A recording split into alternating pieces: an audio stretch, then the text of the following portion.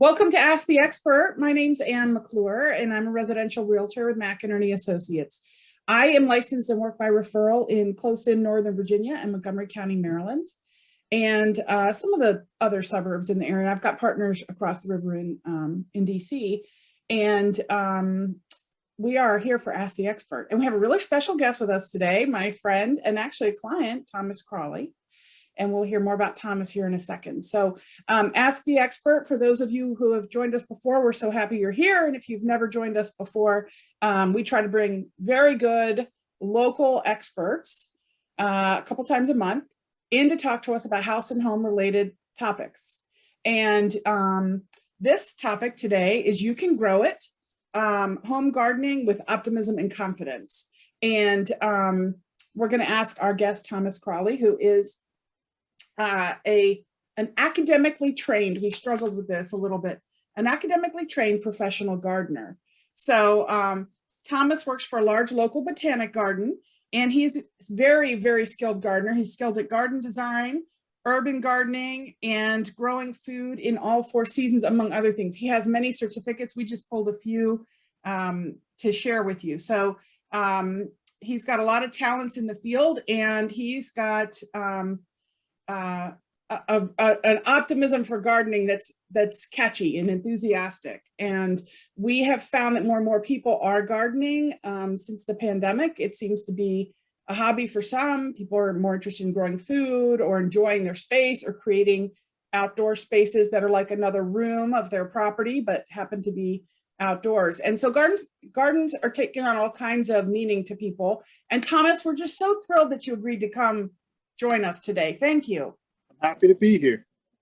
We're happy to have you. I know you have a lot to share, and we could probably make this topic an hour if we wanted to or more, but we're going to try to keep it to our half hour, 35 minutes. We're going to ask Thomas a bunch of questions. This is being recorded, so if you would like to find it later, we'll have it available on YouTube, on my website, annmcclure.com, and on Facebook. We'll also make it available to Thomas if he wants to share it. So we ask that you don't keep us a secret. Please spread the word. If people that you're friends with or family members, colleagues want good information on gardening, this will be a great little session for them to watch. So I like to give a very brief market update. And here we are at the end of May, almost Memorial Day. We've had a super robust spring market, but we are seeing signs of a change. Interest rates are rising. There are concerns about inflation and high gas prices, and that seems to be affecting contract activity. Contract activity was down 19.9% from where it was the same 7-day period last year. Now, it's important to point out, 19.9% sounds like a lot, and it is, but it's still a seller's market because it's like going from 100 miles an hour to 75. You're still speeding. It's just less. So we don't want everybody to freak out. If you listen to the news, it's easy to freak out. We want you to keep it in perspective. And the perspective is we still don't have enough inventory. And rates are still historically on the lower side. Yes, they're up from where they've been. And it is impacting contract activity. If you have questions about it, wherever you're watching this from, we're happy to answer them about your specific neighborhood or an area you're interested in. If you're watching from another part of the country, I've got real estate friends all over the country and in several countries, all over this country and in several other countries, and I'm happy to make recommendations if you need one. We get a few of those every month, actually. So thank you for joining us today. So I don't want to delay any further. Thomas, I want to get right into our questions, and I'm going to have to put back on my highly reflective glasses because I can't see the questions. So anyway. We want you to be able to see, so do what you need to. I do want to be able to see, and we have, I mean, really wonderful graphics for this presentation that I'm excited to get into, that our genius, our wizard behind the curtain, Jennifer, has put together to help us. So Thomas, let's just launch right in. Let's imagine that somebody has bought a new home and they're moving into a new place and they think, you know, gosh, I'm finally out of the condo. I'm finally out of the north facing townhouse. I can have a garden. What do you think are the first steps, the first things they should consider? Gosh, I guess the order that people do them in is going to be up to them, but there are some primary things you want to think about before you just get to work on your garden. You're going to want to think about the season that you're moving in. So if it's summer or like mid-winter, the dead of winter, you'll probably want to put some time into more planning and gathering inspiration either from catalogs or from other gardens around, your neighbors, because you don't want to put, there aren't a lot of plants you want to put in the ground in the dead heat of summer or when the ground is frozen in winter. So you're definitely going to want to think about it, maybe do some sketches. That's important. But additionally, you're going to want to think about what do you want to do? This isn't really a talk for people who necessarily want to just have curb appeal for their house. This is your garden, what you want to do. Hopefully it'll translate into something other people will appreciate, but this is what you want to do with your garden. So think about what you want to do. And that's one good thing. Looking around, you can kind of pick and choose from other places what you like and make the garden your own. But you also have to think about things like maintenance. A lot of folks, when they put their garden in, they don't think about what it's going to take to keep it looking good. So you want to make sure that what you install, the garden you put in, is something that you'll have time to maintain and keep looking beautiful. So you got to think about how much time you want to put into it, how much time you have to put into it. Yeah, that's a big one. I think people let that get away from them. Definitely, not just residential folks either, but large scale landscape projects. It's all thing to see, that beautiful installation go in and then not have the resources to or the plan to keep it looking good. But wow. Yeah, I guess one thing I forgot, I think it's listed up here, Jennifer put it there for us, is people have different thoughts about it, but I always think it's good to test the soil. You can usually get a soil test from your local extension office for, I think, around $15. And you can you can see, what micro and macronutrients are available in the soil. You can tell them exactly what you want to grow, and they'll tell you what the soil needs in order to achieve that. But you can get additional information like, are there any toxins in the soil? So if you're going to plant a vegetable garden, you want to make sure you're not planting it somewhere people used to change their oil. There are things. Oh gosh, good point. Yeah. Or lead-based paint chips or something, right? Exactly. So the extension office can check that for you. But that doesn't mean you can't grow things there. It just means that if you're going to grow vegetables, you'll probably want to put a raised bed or something above that. Thomas, could you briefly share what an extension office is for people who may not know what that means? And I want to circle back after you do that on something you said about when you first move in. God, these are gorgeous pictures. Aren't they nice? An extension office is a place made available to the public to give information on plants, plant diseases, plant health care, what types of plants you should grow, you can grow. They work for farmers, they work for residential gardeners. Usually they're based out of like a land grant university, like in Virginia would be Virginia Tech, or in I think DC has UDC, Maryland has, remind me, is it? I think it's University of Maryland at College Park. Yeah, UMD, yeah. Yeah. They have a lab and they can test the soil, and they have experts there who can tell you, what are these little holes in the leaves of my penstemon, like we were talking about yesterday. Gosh. Things like that. Yeah. Well, Thomas, you bring up the soil, which is a really good point, which I hadn't thought about. And of course, when people ask me garden questions when we're touring, and another thing I always point out to people is, you're moving in the fall and it's going to be winter. And like you said, it's a great time for planning and looking through catalogs and sort of seeking inspiration.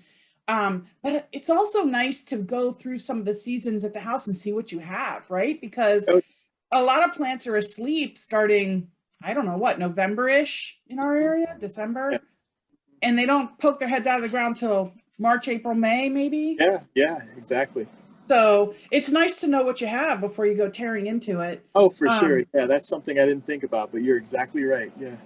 Yeah, it's just like, 'cause I hear the people chomping at the bit and I'm thinking, oh my gosh, like, let's solve the plumbing problem before you tear into the yard, and then you can give things time to grow. But, I'm not moving in with them. I just act like I am. So well, you're right. And, for things like larger trees, you remind me that it's important to check with Miss Utility before you do any real deep digging. So very good point. Very good point. Yeah. Don't hit any electrical cords or plumbing. Yeah, or gas lines, for God's sake. Yeah.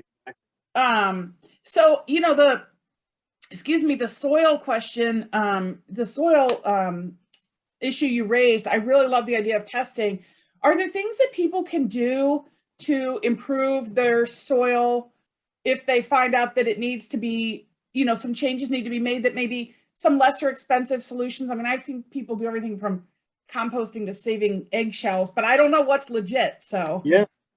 Yeah, I think most of that, well, with organic matter, I think it's all legitimate. Like there are differing opinions on how much, like say old coffee grounds actually acidify the soil, how much eggshells actually impart calcium into the soil, but they're still organic matter. So whether or not they do exactly what they're expected to do is okay, because you're putting material into the soil that will help it hold moisture, or to help it, if it's hard clay, will help it percolate more easily if water gets in. So it's kind of like a magic, it's just a magic buffer. Your clay soils become more friable. They allow water to go through, and your sandy soils actually hold water a little bit longer, so the plants won't, dry out when the soil does. oh, Yeah, so that's it's good. yeah, so Like organic. Goldilocks, not too much one way or the other way. It just helps right in the middle. Yeah, exactly. Leaf grow is one of the commercial names for it, but any like composted leaves are good for that. You want to make sure they're composted, or at least on their way to being composted. You don't want to mix a lot of like fresh material into your soil. Okay, so if you're raking your leaves in the fall, the advice is don't assume you can just dump your leaf pile into a hole and then Yeah, plant. It needs to start breaking down some. that's ideal, especially if you're going to incorporate it or mix it into the soil. But a lot of Mm-hmm. people actually do put their dry leaves directly over top of their garden, especially their vegetable garden, and they Mm-hmm. let it compost in place. But if you're going to incorporate it into your soil, you want to make sure it's composted. Okay, all right, that makes sense. So And of course, people, yeah, uh-huh. sorry. No, you go. I was going to say there's a lot of other, I mean, that's kind of a basic organic matter from like leaf grow or something similar. But there's also any number of store-bought amendments you can purchase that will alter your pH if the soil tests come back with it being too high or too low. Okay. Things like calcium you can add, iron, and they're not too expensive if you do it yourself. You can buy them in bulk and put them down at the recommended application rate. And Leaf Grow, that's a brand name, and we It is. just want to make people know that, Thomas and I are here purely educational. It's not that we're endorsing Leaf Grow. It's Leaf Grow or a product like Leaf Grow. And these are just some ideas you can use, whether you're breaking down the leaves yourself or you want to go buy a product like Leaf Grow. Yeah, Right? exactly. So we talked a little bit about, people moving in, or what, maybe they've been in their house for a while and really just haven't given a whole lot of thought to gardening before now. And there are certain things they need to take into account, right? Like, how is the space suited for them, and what kinds of things do they need to consider? We talked about soil, but, I'm also thinking about other factors, sun Mm, and access to water and whatever else you tell us they need to think about. right. Oh yeah, this is the hardiness zone. You'll lead us through what this means. Yeah. So this is something else that there's so many things, but this is very important. Like where you are, I always assume I'm talking to people in the area, like Mm-hmm. the DC, Virginia, Maryland area, but Mm-hmm. it could apply to anyone. Um, you check out your zone, you see where you are, and based on that, you can look at a lot of the plants that are available in the trade, in nurseries, and even the box stores. They'll have a little tag, and they'll tell you exactly what the plant needs in terms of soils, light, water, and climate, basically. So looking at this in this area, we're like from 6A to 7B, I guess. Depending on if you're in the city, things can actually be a little different because you get like urban heat zones and things. So you can experiment with what grows best, but you don't want to go too far out one way or the other. Right. So yeah, but the tag is really, hopefully everyone's using these because they're really And helpful. For the really novice person, and maybe I'm going too basic here, but this on the left of the screen here, this is a tag that will Yeah, be stuck in the pot at the garden center. yeah, So, yeah, for those people watching, there's a lot of info on those tags, right? yeah. It doesn't just tell you the name of the plant. You flip it over and it tells you most like. So they're not all going to be perfect, but if you're just beginning, this is the exact information that you need. This is great. So, guys, it helps you save money here because I don't even think some people realize they should look at these tags or that the tags exist. And sometimes I've had the experience you go to the garden center and there's, let's say, 10 pots, but 2 are missing the tags. So, search around and look for these tags. And Mhm. if in doubt, ask one of the garden center folks. A lot of times, Yeah, they can help you, yeah, especially if they look a little bit like they've been working there for a while. yeah. And gardening is a community. So if you have neighbors with beautiful yards, I'm sure they'd be more than happy, hopefully be more than happy to tell you how they achieve that and what you need to do to get the same results. So You know, yeah, make I talking to people. I love that you said that because I do like how gardeners are kind of a brethren in their own right. I Yeah, mean, yeah.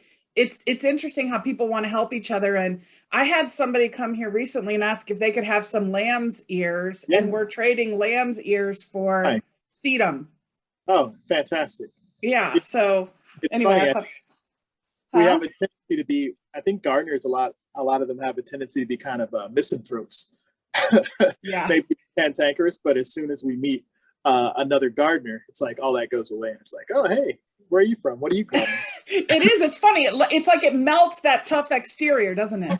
Kind of Yeah, like walking a cute dog around the neighborhood or cute kid or something. So, exactly. You're a gardener um, for that cute dog. yeah, exactly.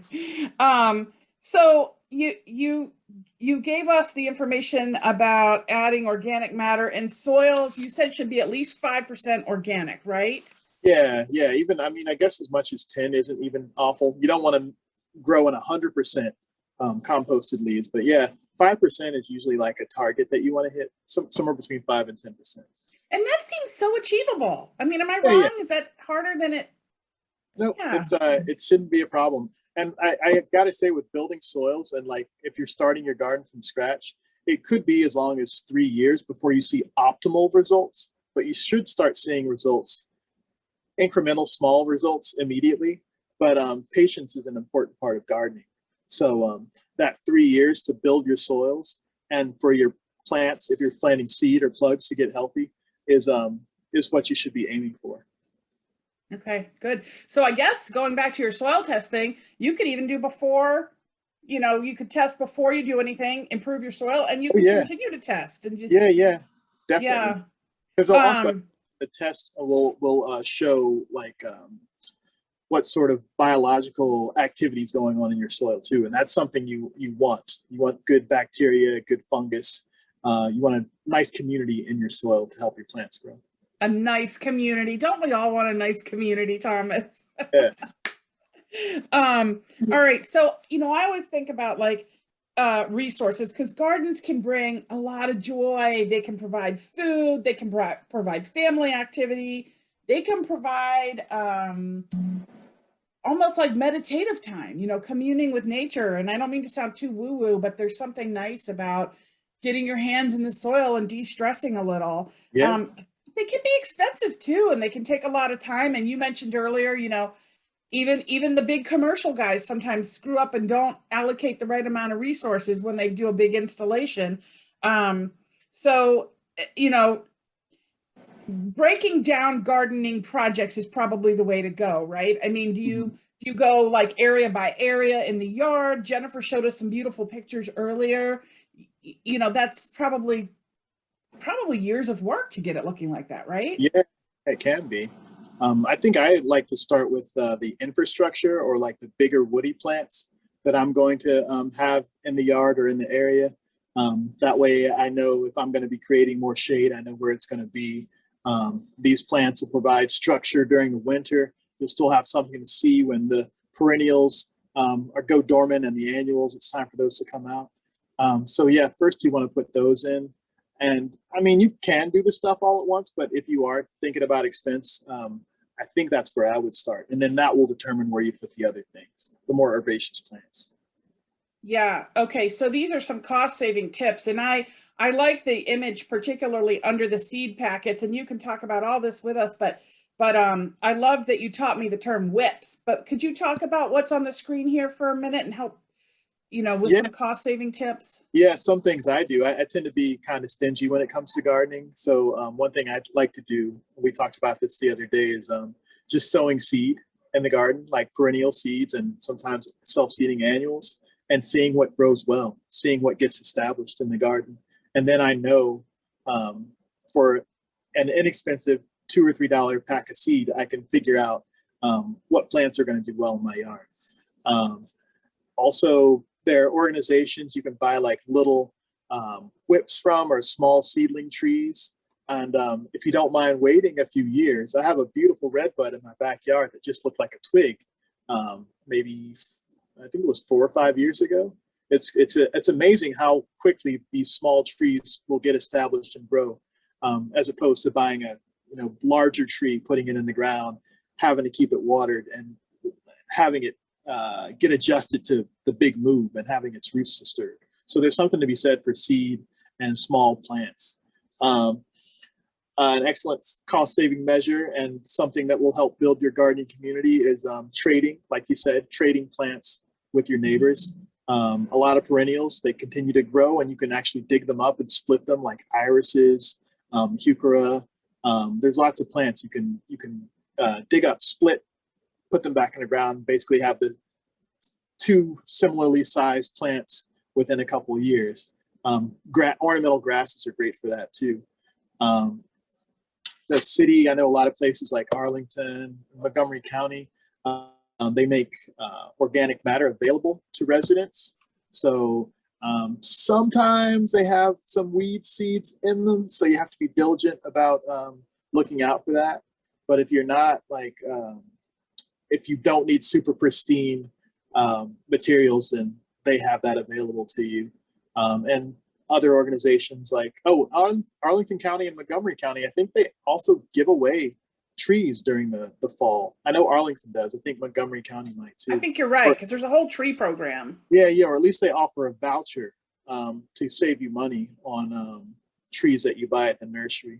So there's lots of things you could do, lots of fun things you can do to get a garden that not only looks good, but one that has a story behind it. Like, there's some of Anne's lambs here over there. There's my grandma's irises there. There's the daylilies that my old neighbor used to grow in my old neighborhood here. Like it's kind of nice to have a garden that's been put together and has. Yeah, it provides the reminders. It's a garden with a memory. And while you're talking about that, I want to point out something that I think people forget or don't plan for, and you and I talked about a little bit, which is, gardens grow and evolve and change, right? As you say, they're dynamic. And if you look at the garden as one organism, of course, comprised of many, many organisms, but if you look at it as one organism, it's always changing and morphing. Yeah. The red bud you planted 4 years ago didn't provide any shade, and now while maybe still a small tree, it provides a measure of shade to whatever's under it. Yeah, and for sure. So, if you've got full sun and you plant a tree, it's not going to be full sun forever. And so, it's nice to look around and see how these things change, but just know, right, you may have to make changes at some point. You may have to move grandma's irises, right? Yeah, exactly.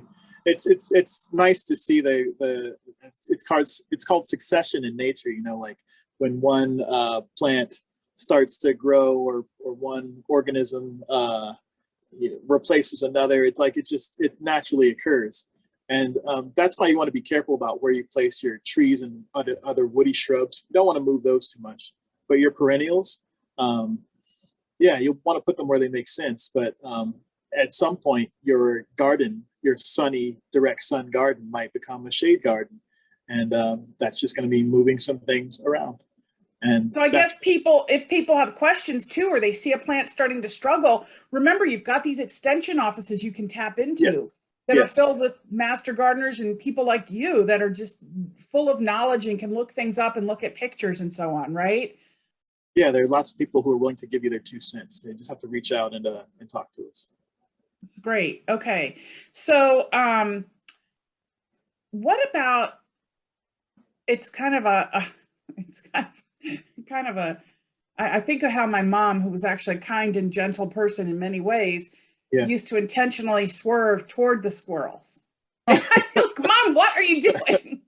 And she'd Yeah. say she wanted to like get that little jerk before he got her bulbs. But anyway, she didn't ever really hit one, just for the public out there. But you know, it does make you think about gardens, right? Deer, rabbits, squirrels. I mean, what else do we need to think about? And are there things people can do if they're planning or trying to protect a garden? Yeah, yeah. In the city, rodents, we'll just say rodents can be an issue too. And it's funny, I've been, I think I told you this, Anne, I've been a vegetarian for over 30 years. But I swear when I see a deer walking anywhere near something I planted, uh, I You don't know. tense up. You're ready to make deer burger for I, somebody. just I about still at eat. that point. I eat venison, Thomas, just in case. I'm happy that I'm happy to hear that. In case you need to get rid of. I'm totally kidding, everybody. I mean, I do eat venison, but I'm not advocating that he kills his deer. Yes, I'm not advocating it either, but the feeling, I want you all to understand the feeling. Right. Yeah, there's things you can do for deer. There's deer fencing, and you know, I've seen people put up not so pretty fences, and it works. It depends. Like if the overall aesthetic of your yard is something you want to think about, then you'll need to put some money into fencing, and be selective about the plants that you put in your yard. I don't personally believe there's any such thing as a deer-proof plant. They just eat what's available or what they like more. So if it's not eating your plant, there's probably something that it likes more nearby. But you can buy things that they like less. So still try to avoid any invasives like barberry, but deer fencing, you know, from netting. Well, I don't recommend netting, but high snow fencing to beautiful. I've seen beautiful wooden fences put up that are 8 feet high. So that's pretty much what you can do for deer. The deer off, things like that. They might get you 2 or 3 weeks worth of. What is deer off? Oh, it's a spray, Oh. chemical composition. I think it's mostly organic, and I think it's like got garlic and like hot peppers and other things that deer don't like in it. But you have to reapply it every time it rains. So it does work, but just for a limited amount of time, and it can be kind of pricey. Mm-hmm. I've heard of people using like canine urea to ward them away, but that still has a limited amount of time that it works. Things like rabbits, you'll just want to dig your fencing into the ground a bit because they will dig under it. And there are other products that repel rabbits too. And there's have a heart traps if you want to trap the rabbit, and you're going to have to take it pretty far away for it to not come back though.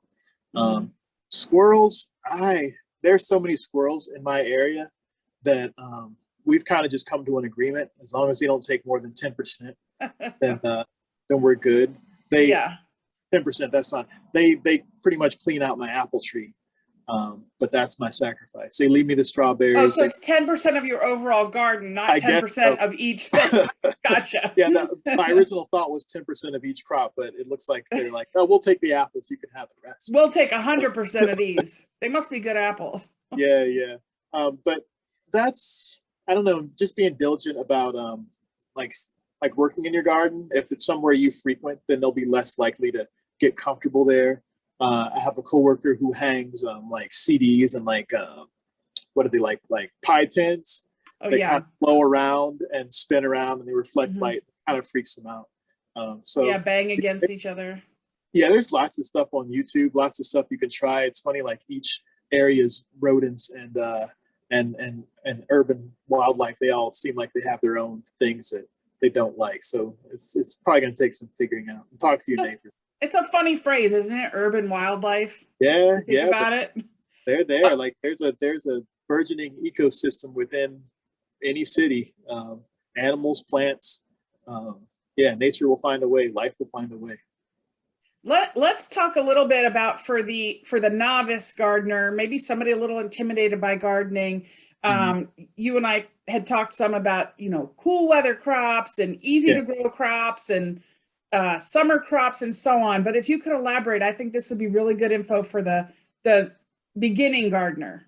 Yeah, especially if you want to plant a kitchen garden or a vegetable garden, there are certain crops that you'll want to grow during certain times of the year.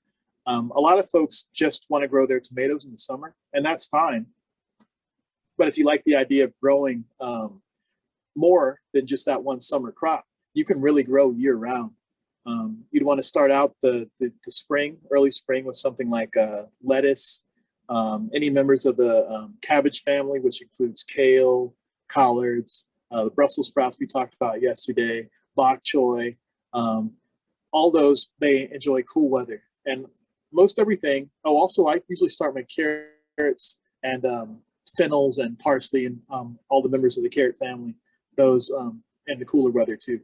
But anything you grow in the spring and that cool weather will also grow in the fall. So anything you're planting in early April, you can also plant late, I'd say probably maybe mid-September, and you should be able to harvest another crop then too. But yeah, during the summers, you want to plant members of the nightshade family, like your tomatoes, peppers, eggplant, things like that. Members of the mallow family, like okra, your hibiscus. If you want to grow some ornamental cotton, you'll want to do that in the summer too. Yeah, and beans, like most beans prefer it hot, like string beans or pinto beans or whatever you're growing. But you can also, there are peas, you should grow those in the spring and fall too. Peas and what are they, fava beans. Yeah, Oh, I you, love you'll those. see it. It's all listed on the back, like just like the perennials have those tags inside. The back of the seed packet will tell you when you can grow it. So a lot of people get super excited for growing their vegetable crops. So I'll see people walking out of the box store with like their tomatoes in like, I don't know, like late March, and you can grow it on inside until it's ready to put out. But if you're excited about getting your garden started, you don't have to start your tomatoes super early and risk them getting frostbitten. You can grow like lettuce and other spring crops until it's time to put the Right. warmer crops in. Yeah. That's good. And what about like we have a picture here of the little, oh, well, this is a great picture. I was gonna say we had pansies, but now Yeah. I mean, we see bulbs here and all Yeah. kinds of. Yeah, I did. I was kind of focused on the vegetables, but yeah, just like the vegetable crops, your ornamental plants also have seasons that they prefer. A lot of folks like to put in like annual plants, and annuals aren't necessarily annuals everywhere. Some of the annuals that we plant, which are plants that you have to replant every year, they're just plants from tropical areas. So they like our summers here because it's warm enough, but as soon as the temperature dips below, like say like 55, it's too cold for them. So we call Mm. them annuals here, but other places they grow large and a long time. Like things So like, what's an annual here could be a perennial somewhere yeah, else. yeah, exactly. Like cannas. Um, I think a lot of folks probably like big tropical, big leaf with the really The pretty elephant ear. flower. Yeah, and elephant ears. And what's another one? Well, there's lots of Well, I them. love lantana, which I see all over Yeah. Southern California when I go. And even if you go like just a little further south, like in Richmond, we had lantana over winter and it becomes like a huge shrub. And if you go further, Really? like into North Carolina, South Carolina, yeah, they're, Even just in Richmond. yep. Yeah, I mean, it's not Wow. throughout the winter all the time, but we have had winters that are mild enough that it keeps growing.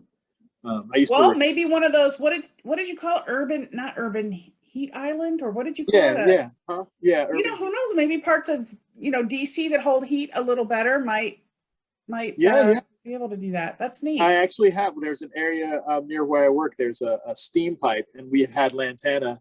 It's an underground steam pipe, and I planted lantana above it, not thinking about the steam pipe, but that residual heat coming up. That lantana has been there for 3 years. Wow. So it actually goes dormant, that one, but it comes back every year. That's So awesome.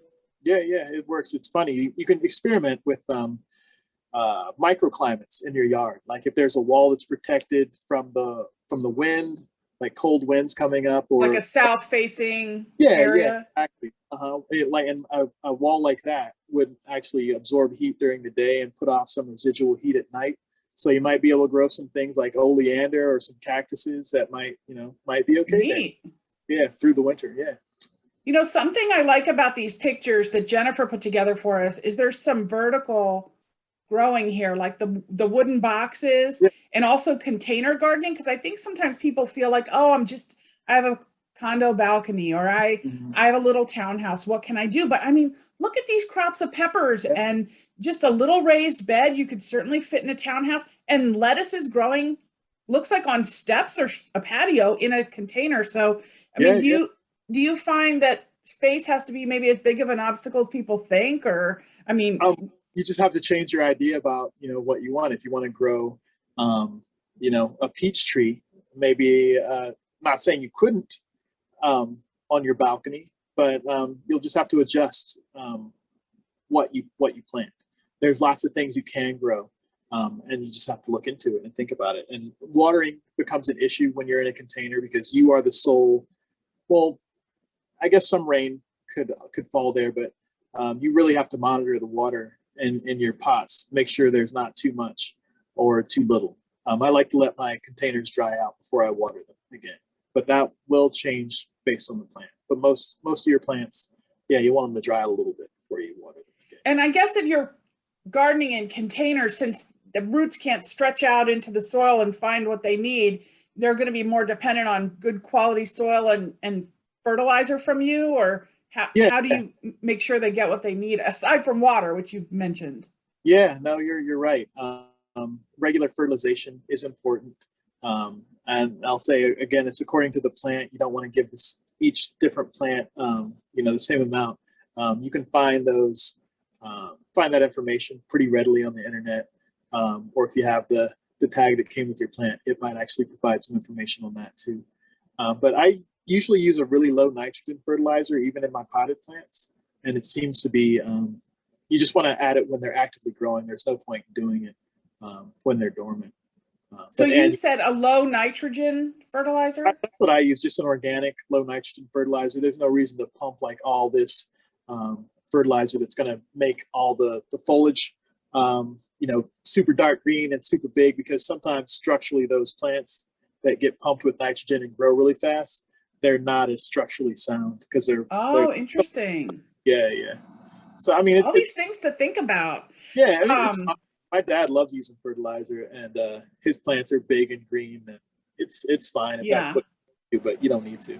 I'm using some fertilizer this year and I haven't used a ton of it because my plants all were crushed by construction and I'm trying to Uh, like get them sort of happy again. But yeah. this is so resources. I mean, you're a fantastic resource and we've loved having you today, but here are some additional resources um, that people can look up, and we can make these available, folks, if you're watching and want us to get this slide to you or whatever. But Thomas, you mentioned the extension services, which are tied to a university, and Jennifer did some fantastic research here. So this is awesome, Jennifer, because it covers a lot of our region. Um, and then And we've I got recommend all of those. you what? I recommend all of those. They're great resources. Yeah, it's great. And then the Arbor Day Foundation, you can visit that website for information. And then will you tell us a little bit about Dave's Garden? Because this was new to us and you mentioned it. So Yeah. I haven't talked to my fellow gardeners about it like in person, but if you're looking for that community of gardeners virtually, then Dave's Garden is a good one. They have archived opinions of lots of plants growing in lots of different areas from lots of different people. So if you're wondering, for example, will this particular petunia do well in my garden under these light conditions? You can look that petunia up often. They don't have every single plant in the world, but you can look the plant up at Dave's Garden and they'll tell you what kind of experience people in your area or in similar climates have had with that plant. oh, I And love maybe, that. yeah, or what they did to solve problems, whether pest problems or nutrient problems, or yeah, it's just got a lot of like what would you call it? Not necessarily textbook information, but information that people have gathered over lifetimes of gardening. Mm-hmm. Yeah, Good, really good historical, yeah, historically based gardening, local gardening info, I guess, or I guess it doesn't even yeah, have to be local to here, but yeah. that's Colorado State, it looks like. Yeah, and but people chime in from all over. Mm-hmm. I've seen people from all over the world actually chime in like, I hate this plant, it's terrible, it grew all over my garden, or like, this is the greatest plant ever. I didn't have to do anything to it, it got established and it looks beautiful every year. All sorts of stuff. I mean, it's just people's experiences, which sometimes with gardening, which isn't an exact science, is exactly what you need. Yeah. I could interrupt for just a minute. Oh yeah. That last one is actually 2 links. It's a typo. Oh yeah, there it And is. so the second one is actually a totally different website, Landscape for Life. Oh, I see that. Okay. Yeah. So we've got davesgarden.com and landscapeforlife.colostate.edu, our two sites. Okay, great. All right. Thank you, Jennifer, for pointing that out. So I should talk a little bit about Landscape for Life. Yeah. That's a really great one too. Like, I know gardeners can be, sometimes we can get super dogmatic about like how we do things. And for the most part, I think it's well-intentioned, and a lot of the intent behind it is good. With native plant gardening, a lot of people like 100% native plants or nothing. I think I lean towards that way. Native plants are best for the local pollinators. They kind of fit into an already existing ecosystem that we have in our area, and they look just as nice. And they're easier on water. Like, you don't have to water them as often as a lot of the non-native, maybe hybridized plants. Mm-hmm. But that said, native plants are fantastic, but there are lots of non-native plants that are not invasive, that if you like them, you have my permission to go ahead. Everybody, we have his permission, so plant away. But in all seriousness, your black-eyed Susans, your echinacеas, your sedums. I mean, these are all great choices for around here, right? Yeah, for sure. Yeah, and they're really pretty. And I like, from a practical sense, I like, if I'm going to someone's house, I go out, snip a bunch, and take a bouquet that I've grown the flowers. It's kind of special, to take somebody. I think so. A garden should be personal, and that's one more way you can show that or experience. Briefly, I'm going to mention there's a YouTube woman I watch. She's a gardener, not a landscape designer, not a landscape architect, but I like her because she'll go, this little tidbit, whatever, firelight hydrangea will fit into a landscape because they only grow, and she'll give you the sizes, and she'll be like, this is perfect. And she's very practical in terms of the plants. So I watch her. It's called Garden Answer. And, you can get good info. She's in a similar zone, but a totally different region of the country. She's a 7A, but she's high desert. Mm-hmm. So it's interesting. But I like it because she's so good on the plant intel. You get a lot of really good, this will work well behind this because it grows this high and they're complementary, blah, blah, blah, that kind of thing. So I like that one. But we could keep talking, Thomas. I so appreciate it. I mean, this has been a great presentation, and we've done several things related to outdoor. So I think this will go nicely hand in hand as people think about gardens and outdoor spaces and what they can do. And another interesting way you can use your home and your property. So I so appreciate you giving us your time today. And you are really a true schooled expert, and it's great that you were willing to join us. Thank you. Well, I still have a lot to learn, but I appreciate this chance to talk to you about something I love doing. Well, that's what it is. That's what it is about the garden, right? I mean, because it's always evolving, you're always learning, and I love that aspect. So I shared my mom was a native plant specialist and a master gardener. And dry shade. She was a dry shade specialist, which sounds so specialized, but anyway. Well, anybody watching, again, we'll make this available. If you have questions later, certainly reach out to us and send us your questions. We hope you'll share the video with your friends and family and colleagues. We hope you'll have beautiful, productive gardens, and we hope you'll tell us about them. You know, you should send us photos if you do. I would love to put some of your photos on social media and say, look what these people did. But anyway, Thomas, thank you again. Jennifer, thank you for all the wonderful graphics and research. We'll see you guys next time for Ask the Expert. All right. Thanks, you guys. See you next time. Thank you. Okay. Happy gardening. Happy gardening.